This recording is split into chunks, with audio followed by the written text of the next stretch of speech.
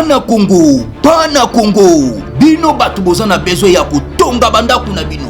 BM échafaudage, Ezopesa bino, planche, shell, sécurité, marzimal et lenda. L'air mutamati, mutakokwe te. Yabiso, ezana ba norme européenne. Yabiso ezaya ba chinois te, ya ba indien te, ya ba libanais te. Un bus sera mis à votre disposition. BM échafaudage, plus de 3500 mètres disponibles. Contact Maman Nangaye, du nouveau à Kinshasa, place Yassur, des amoko na immeuble Emma, des arabes normes, standard, international, et Koyamba, Batunyoso, en famille, en couple, salon VIP, et salle à manger, salle de bain confort et magistral, et des chambres à coucher, cuisine Kafou, sécurité, ils a assuré. Connexion internet illimitée, Facebook, TikTok, WhatsApp. Et à Ophélie, groupe électrogène 24h/24h. Courant et Kendakate. Na immeuble Emma. Notre adresse dans la commune de Kalamou, quartier Yolosi, avenue Balinga, numéro 9.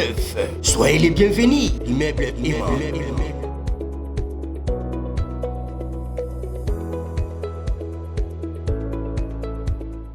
Bote bandeko balandi ya magazine d'actualité Christian Chevaux bisika nyonso bozuli baku ya kolanda biso mokolo ya lelo. Nous sommes aujourd'hui lundi le 6 octobre 2025. Bienvenue à ce nouveau numéro. Le FRDC balancé patrouille pe meeting aérienne na Kashobwe, donc au village ya Moïse Katumbi. Alors dans la Haut-Katanga, donc balancé patrouille aérienne. Il y a Makasi. Ce matin, va se réveiller, la mouki, moni avion FRDC, ils aussi volé. L'icolo avant, il y a évolué. Je rappelle, Batunion sur l'Andabiso, Raphaël Dine, coach master. Aïe, une bonne nouvelle. Avec 50 000 $, comment Tata Lupango na États-Unis. Précisément dans la ville de Dallas, dans l'État de Texas. Ils ont doté de la réalité avec 50 000 $. Mais 50 000 $, au côté ça m'a dit écoutez, au pays 5 000 $ pour signer contrat au côté en possession il y a Ndakunai. Voyez. Alors on tourne en possession dans monde parce qu'une fois au pays Raphaël Dine comment je peux dire, Azali manager, il y a Makasi reconnu aux États-Unis parce qu'ils ont dirigé agence immobilière, système immobilier, dispensation, investissement, groupe où ils sont basés à Dallas, précisément dans l'État de Texas. Donc, ils ont reconnu au niveau ambassade partout, ils ont reconnu. Une fois au Sombi, vous avez le droit aucun de vous visiter, vous aurez habillé na yo. Il y a une démarche aux visa et au une fois au sommet le pang donc au visa ban bako tanga na poto pe en cas de maladie au de se faire soigner na poto donc les avantages ezali ebele 50 000 européens sont bala mokote européens sango ndambo. Raphaël Dine alingi a facilité ba congolais voyez ba immigré na États-Unis. Pour immigrer de la plus belle manière, il faut la résidence dans le pan de Maronyonso et Leke Kitoko. Donc, suivons cet élément. Il vous suffit de verser un acompte pour acquérir une propriété que vous payerez progressivement pendant 30 ans. Oui, vous avez bien entendu, pendant 30 ans. Contactez-nous au +1 737 420 84 24, au +1 469 720 60 93 ou au +1 737 548 51. Dispensation Investment Group, investissez dans votre avenir avec l'immobilier aux États-Unis dès aujourd'hui. Oh ma papa, ton maman Lopango, rêve américain. Alors, revenons maintenant à Kashobwe. Vous voyez très bien que Moïse Katumbi, ainsi que Kabila, John Numbi, Gédéon Kyungu, tous ces gens-là complotent contre la République.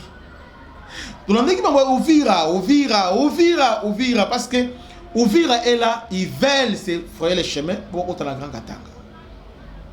Heureusement que Edith Kapent ayebi ndenge bandaka pe ndenge suka kapata dans l'expérience a ça plus de 20 ans na boloko ayebi pris à liberté.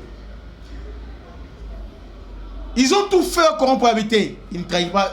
Il n'est pas fidèle, Tshisekedi, comme président, mais il est aussi fidèle à RDC comme son pays parce que il a prêté serment de défendre l'intégrité territoriale. CDT face au Rwandais. Il y a plus de 3 fois Bakangi tenue militaire. À partir de Kasumbalesa, ils ont quota plusieurs ballons. Donc, il y a plus de 250 ballons, il y a tenue militaire, ils ont quota FADC. Il y a tenue FADC, Oyo Badolata, Oyo Bazali Nandolo, Balongo Lango, pourquoi? Parce que tenue les quota est belé dans des moments au Sakanati. Bakot Sango est belé. Oui, Bakot Sango est belé. Vous vous rappelez que Bajen Katangé, à un certain moment, Bajen Moya, à niveau Katanga, Abano Kendina, Zambie, Bamuswa Kena, Zimbabwe, pour ça la formation. John Numbi a formé en Kuna, na Kabila. On les a formés dans la place au Bakanaki, dans Ngoyimulunda. Et tous ces gens-là, Bazonga déjà, ils sont à Katanga.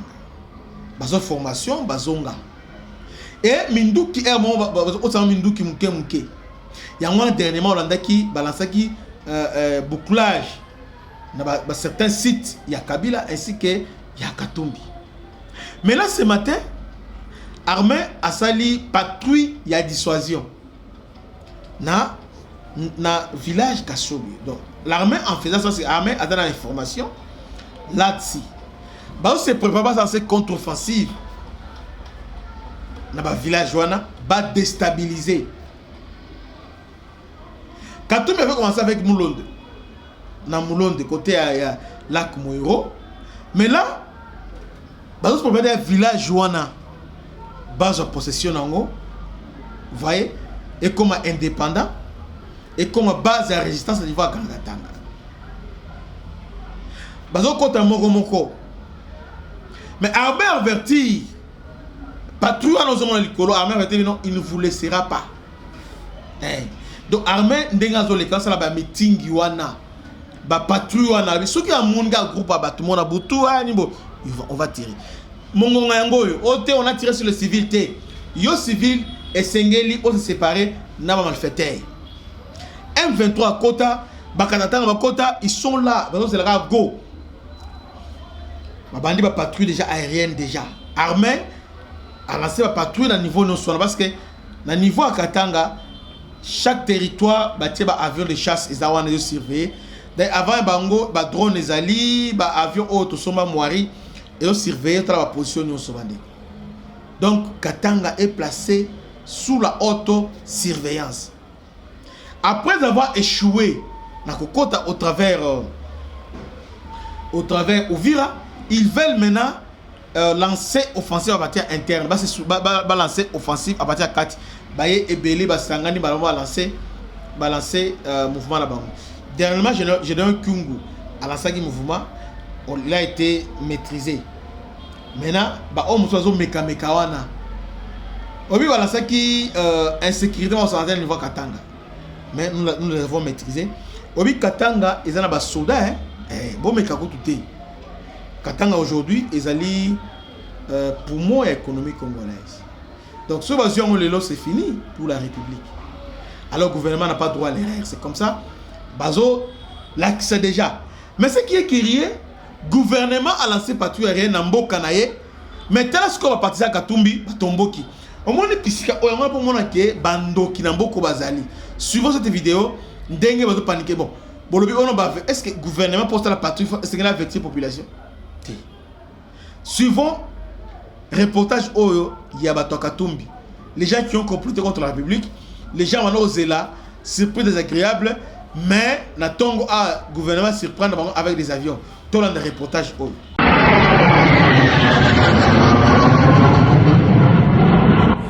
Immense frayeur dans les cieux paisibles du village Kashobwe, ce lundi 6 octobre matin, lorsque les habitants ont repéré des avions de chasse, 2 au total, qui paradaient à très basse altitude pendant un très long moment. spécialement au-dessus de la résidence du président Moïse Katumbi, tellement bas qu'il a été facile de les filmer à l'aide des téléphones ordinaires.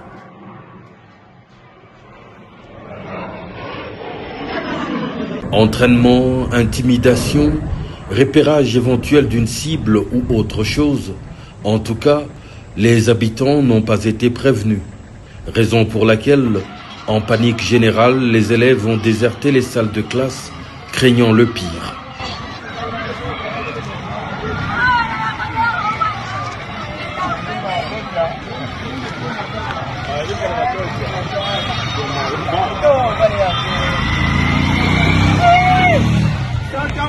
Cette démonstration est tout sauf un geste accidentel banal.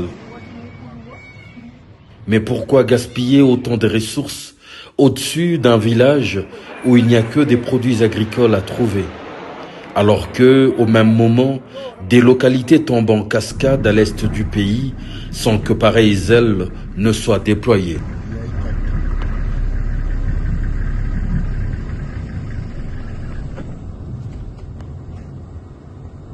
De l'argent du contribuable congolais gaspillé pour sûrement justifier des détournements planifiés.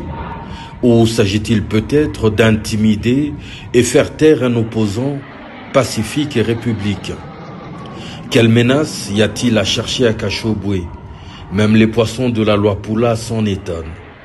Des événements pareils devraient couvrir le gouvernement de honte aux yeux d'une opinion internationale qu'il a de plus en plus de mal à séduire. Bolande on balobi ono tomoni avion et autres dans basse altitude mais et ça l'état attend la droit wana mboka na bazo meka bazo sala parce que bazo la tebeno ki oya komeka ba ko bete na zoto ba o ba je wana o zoto ko sala wana bo meka o zoto moni M23 meka na côté frontière avec Rwanda mais on est en pleine Tanzanie a en complicité na binoté donc ton côté bino azati donc on a déjà montré déjà que l'avion est wana donc boganga te non massacre nini boy il est temps ce qui vous a impliqué maramwana il est temps il y a se désolidariser na koyoka vidéo oyo ozomona maintenant que il y a un complot contre la République, il y a des gens qui veulent détruire la République. Quand quelqu'un disait que non il sera katanga bato bangwana gouvernement zona la tête il y a un délice à le lobby que maramwana aux pouvoir par les armes au sama société complot plan la bino échoué parce que le gouvernement a maîtrisé bino peut maîtriser bino. Vous voyez, bah j'ai un salawana avec cette patrouille qu'on vient de lancer et l'autre au Simba. Que Dieu vous bénisse, c'était votre ami serviteur de Bishop Christian Lao. À la prochaine, ciao.